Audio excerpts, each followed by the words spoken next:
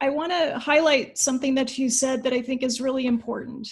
So you were talking about increased intestinal permeability, and you were talking about zonulin and how zonulin is sensitive to gluten, bad bacteria, alcohol, and bad stress. Mm-hmm.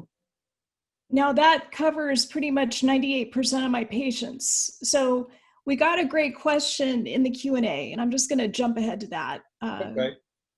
And that is, could we pretty well assume that most people have a hyperpermeable gut and start treatment for symptoms with the protocol to heal the gut? What do you think about that? I think it's an excellent question, and it's pretty much what I assume anymore. Also because we have a skewed population that, most people come to see us because there's a problem. Although, more and more people that are healthy come because they want to preserve their health. But if you think about this, you look at the zonulin and you look at the tight junction. So if people can see that in their mind's eye, you have these two squares that are cells, and there's a little cell phone in between. And you can imagine that that will be the tight junction. And the tight junction is there for a reason. It's there for a lot of reasons, because we need to be able to sample the outside in order for our immune system to be informed and build the antibodies. And, so if I come to see you in San Francisco, my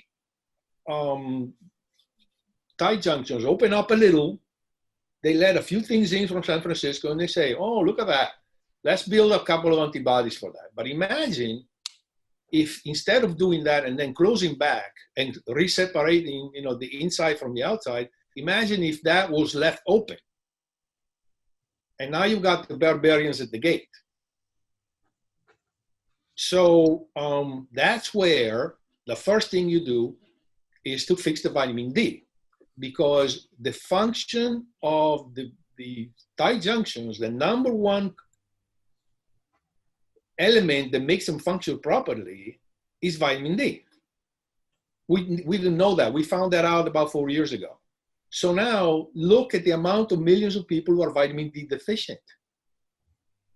So that answers your question, how many people have leaky gut? If you're vitamin D deficient, which in the northern United States, and a lot of people will be, you put that on top of the other factors that we just mentioned. That's such an important point, because we know somewhere around 80% of the US is vitamin D insufficient or deficient. Yes. So I think that's such an important point.